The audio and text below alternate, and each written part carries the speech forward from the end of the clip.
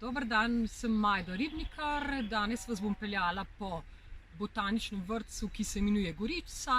V bistvu gre za eno tako malo gorco, na kateri se pa nahaja preko 60 rastlin, ki nekaj od njih je pa tudi zelo pogostih v ostalem delu Slovenije, tako da jih boste prepoznali in mogoče v njih izvedeli kakšno novo informacijo. Pa bomo šli kar po poti naprej in se pri takih, ki se mi zdijo zanimive, rečemo kako bi rekla, različnih zadev bolj natančno pogledali, pa se bomo kar pri prvi ustavili. Tale rastlina se imenuje navadno kresničevje. Zakaj tako ime kresničevje? Cvete v času kresa, to je približno od 21. do 23. junija. Je pa rastlina zanimiva tudi zaradi tega, ker je dvodomna, to se pravi, da ima dva domova. Ima rastlina, ki ima samo moške spolne cvetove, in rastlina, ki ima ženske spolne cvetove. Zdaj le trenutno še ni cvetela, to se pravi, da bomo mogli počakati približno še en mesec do kresa, takrat, ko se dan obesi. Tole je navadno kresničevje. Potem zelo pogosta rastlina, rečemo v Bohinju nasploh, je pa črni teloh. Zdaj bomo našli samo liste. Tole so listi črnega teloha. To je v bistvu prva spomladanska rastlina. Vemo, da ima tak bel cvet, v Bohinju jo imenujemo kurjevca. Zakaj kurjevca? Ne bi vedela odkje, pa mislim, da tudi po ostalem delu Gorenjske gre za podoben ime. Črni teloh, samo ime pa zaradi tega črni, ker je korenika tega črnega teloha črna. Je pa zanimiv, Angleži, ki vidijo to rastlino, so fascinirani, da jo imamo mi tako res gosto nasajeno. Zaradi tega, ker ta črni teloh je pri nas ena taka botanična posebnost, ki raste samo v botaničnih vrstovih. Imenujejo pa tudi Christmas rose, to se pravi, kakor ena božična rožnica, vrtnica. To je črni teloh, Helleborus niger. Naslednja roža, ki je zame izredno lepa, izredno lepe barve, je urlica. Odkje ime? Latinsko ime rastline je Aquilegia, zaradi tega, ker ima tele ostroge, tukaj od zadaj, spominjajo kakor na ene orlove kremplje. In ta Aquilegia po latinsko pomeni kot orel, zaradi tega tudi tako ime. So pa več vrst je teh urlic, tudi malo mogoče barve varirajo od bolj temno-vijoličnih do tako modro-vijoličnih barv. To je urlica, tlele vidimo pa, da se je še nekaj urlic v takih popkih, še s cvetnimi popki. Prvo rastlino, ki smo se dali na poti tega našega botaničnega vrtca, je bilo navadno kresničevje. Latinsko ime izvira iz kozje brade. Prvim opisovalcem te rastline se je zdel cvet podoben kozji bradi, zato so rastlino v latinskem imenu poimenovali tudi kozja brada. To je kresničevje, v bistvu je tole lansko letni cvet tega kresničevja, navadnega kresničevja. Še ena zanimiva rastlina, čisto iz takih, rečemo, zgodovinskih razlogov, je pa navadni zimzelen. Tlele ga imamo, zelo pogosto pokriva cela področja, rečemo, tal. Zakaj sem pa rekla, da je zgodovinsko tako zanimiv? Zimzelen poznamo iz kmečkih uporov, eno pesem tudi, Zimzelen za klobuk, in sicer v času kmečkih uporov so si zimzelen postavljali za klobuk in naj bi to pomenili nekako kot en večni boj. Nikoli se ne ustavim, vedno sem zimzelen preko celega leta. Tole je navadni zimzelen.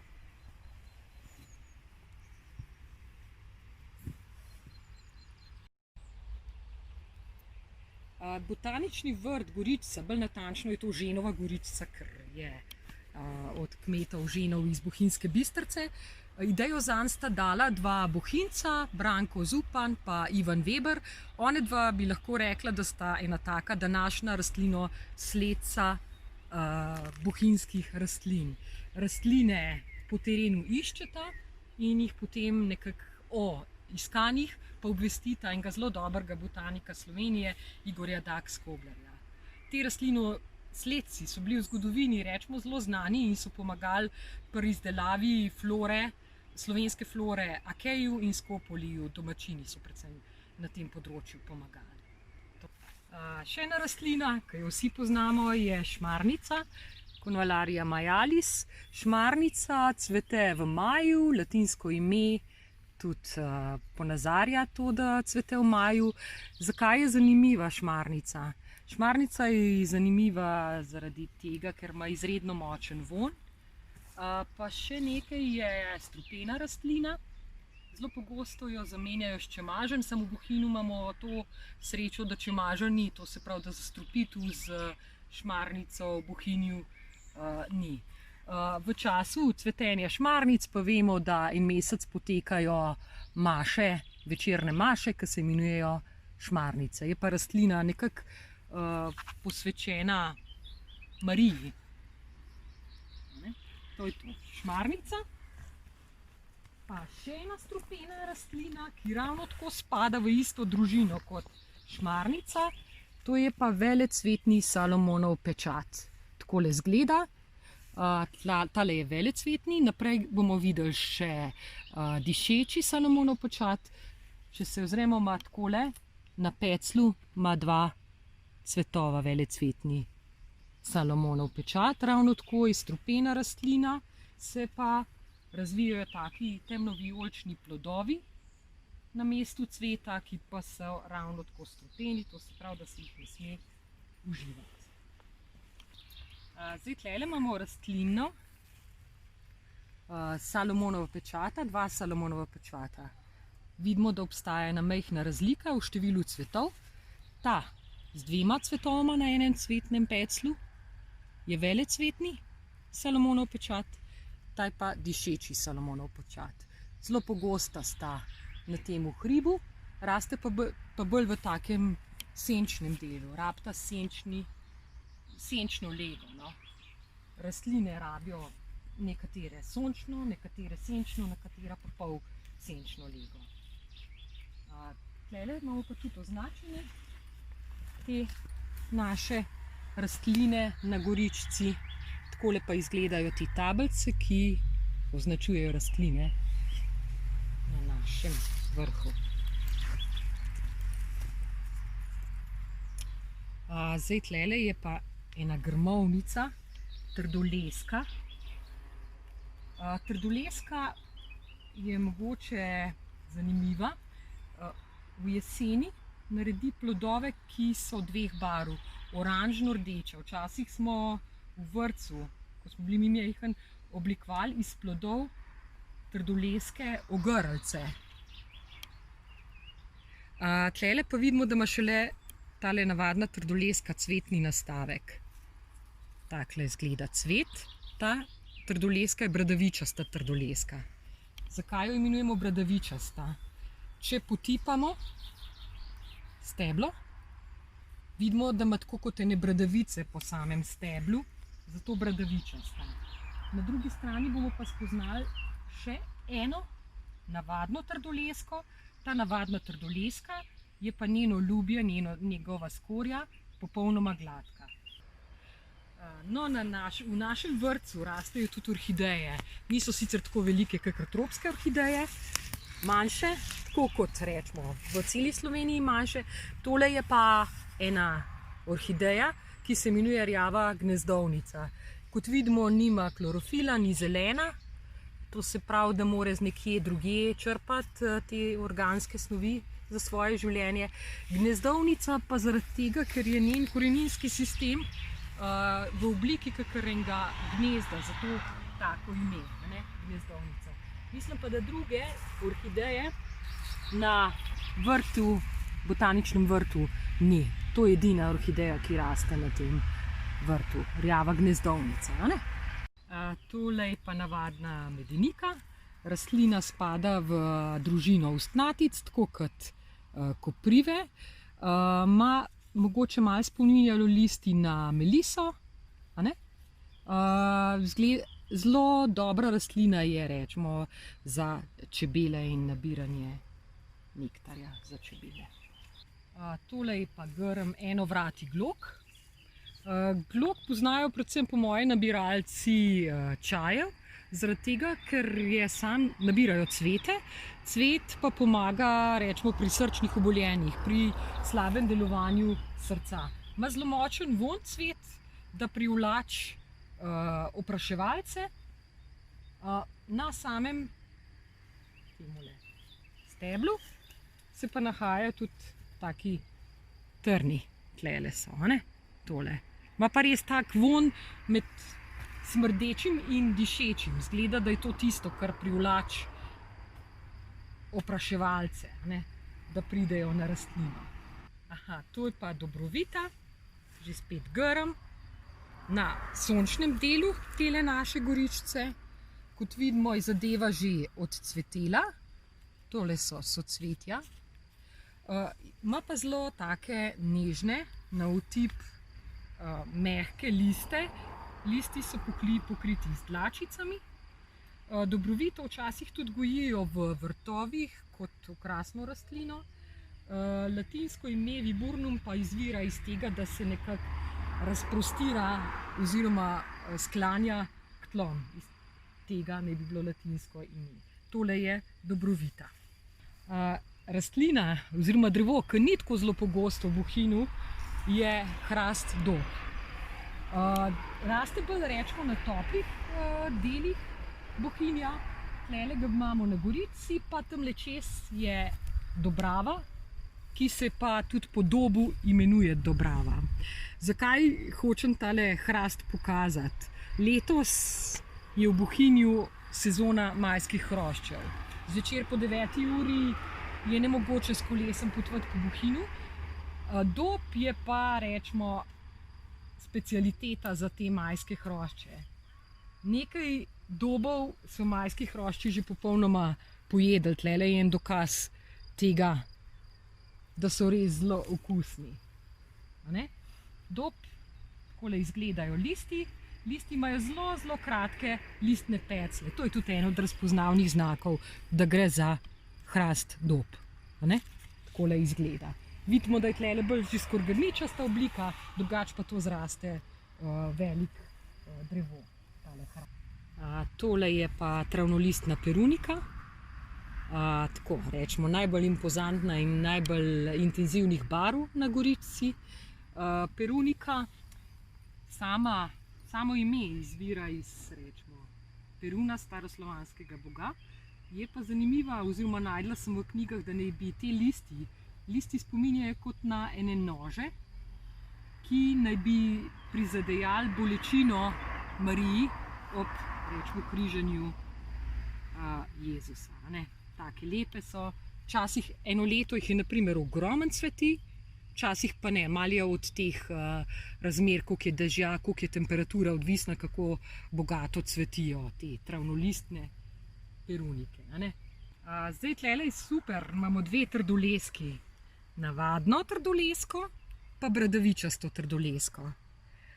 Bradavičasta ima res bradavičasto ljubje, navadna pa gladko ljubje. Vidimo, da sta tudi cvetova različna. Cvetova sta sicer štirštevna, štirivenčne liste, sta pa različna. Plod, smo že prej omenili, je tak oranžno-vijoličen. Mislim, da ga nekateri imenujejo tudi škofova kapa. Je sicer strupen, smo pa kljub temu nekdaj mi v vrtcih oblikovali iz teh plodov ogrlice. Tole je rastlina navadni kokoševec.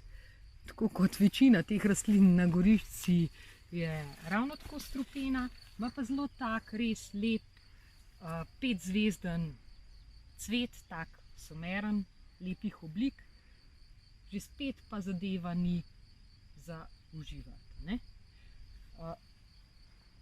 Potem pa še ena rastlina, ki jo mogoče poznamo, to je pokončni srobot. Takole. Deloma od spodaj oleseni. Vemo pa, da se je srobot včasih uporabljal, ne vem, če se še danes, za kajenje. Tole je pa dlakava relika. Ima polno dlakic. Tlele vidim na telih strokih, vidite, je polno dlakic, na listih je polno dlakic, pa na steblih. Razvije strok, to se pravi, da je sorodnik fižola, da je to metulnica, ne? Takole izgleda. Predvsem na strokih je ogromno dlak, zato dlakava. Tlele je pa jesenski podlesek. Jesenski podlesek cvete v jeseni, spomladi pa naredi ne take, rečemo, plodovčke, znotraj plodov so semena, sem trenutno tega ni, ne? Zakaj so tako zanimivi? Mi kot otroci smo nabirali te plodove in smo jih imenovali prašički, potem smo jih pa dajali v eno sušilnico k gospej v Bistrici in ona jih je naprej prodajala farmacevtski, mislim, da Leku ali Krki, to pa ne vem. Zelo težko jih je bilo nabrati 10 dek, no, da si dobil en denar, so pa ta, mislim, da kolhicin, to je snov, ki so izločali iz semen tega jesenskega podleska in ga kasneje pri izdelavi tablet uporabljali. To je že spet strupena rastlina, ta jesenski podlesek. No, tlele pa še en tak lep travnik, ki nam nudi občudovanje, in sicer na njem so travniška kadulja, ivanščica, kozja brada, nokota, grablišče. Ta travnik je res tisti prav travnik. No, pa končno smo našli eno rastlino, ki jo lahko tudi uživamo, no, navadna kislica.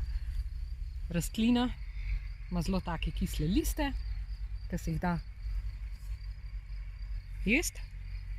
Je pa tako, da kljub temu, da ni strupena, ne priporočamo, da bi jo jedli v neomejenih količinah, ker ima vse neko substanco v sebi, ki pa v velikih količinah ni najbolj dobra za telo. To je navadna kislica. Tole je pa navadni češmin. Na njem vidimo že še cvetove, rumene cvetove, pa že majčkne plodove. Angleži mi pravijo, da ga zelo pogosto gojijo za žive meje v Angliji. Je pa je tako zanimiv tale češmin. In sicer cvet je izdelal eno tako taktiko za opraševalce. Ko pride opraševalc znotraj cveta, se listi zelo hitro zaprejo.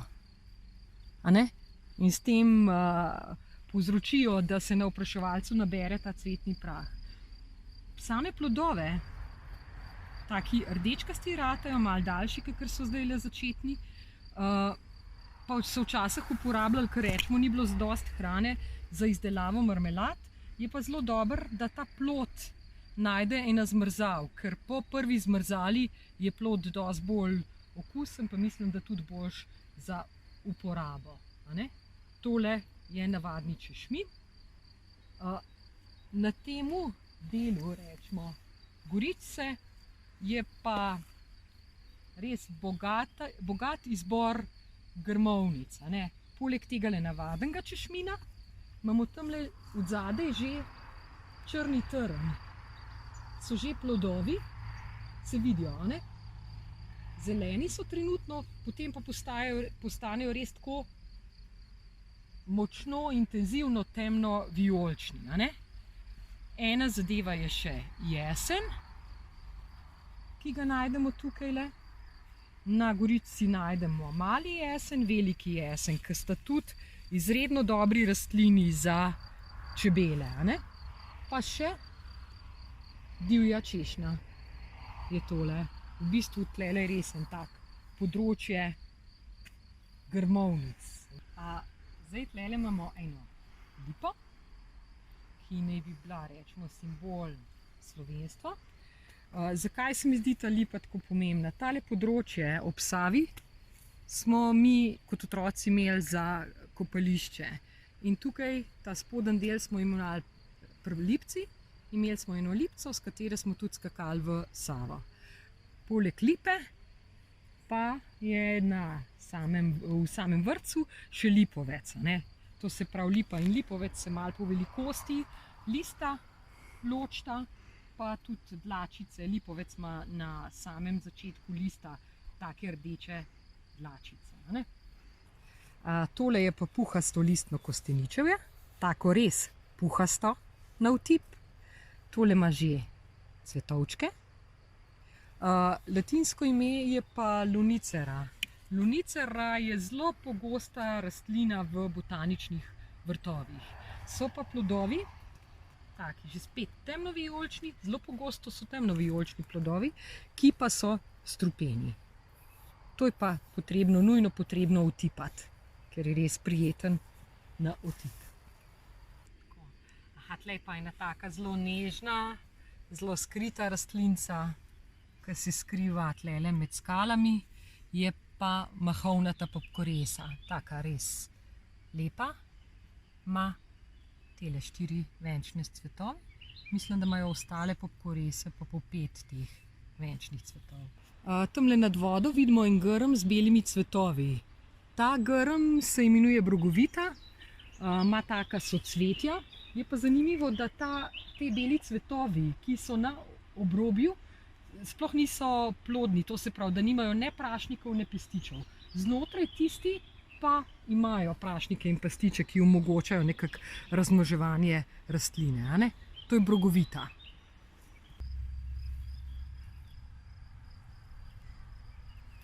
No, to je bil današnji sprehod skozi botanični vrt Goričica.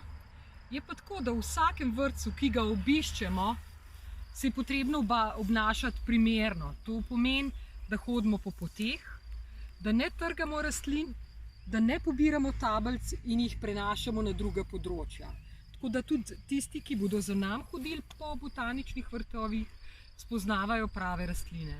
Je pa tako, da se moramo Slovenci zavedati, koliko naravnih lepot imamo in kakšna bogata rastišča imamo že v svoji neposredni bližini. Vsakič, ko prihajajo, recimo, Angleži na ogled teh naših botaničnih vrtov, so fascinirani, kaj vse imamo. In naša naloga je, da te rastline ohranimo in to pokažemo tudi tem, ki prihajajo za nami. In ta odnos poskušamo privzgoditi tudi njim, ki prihajajo za nami.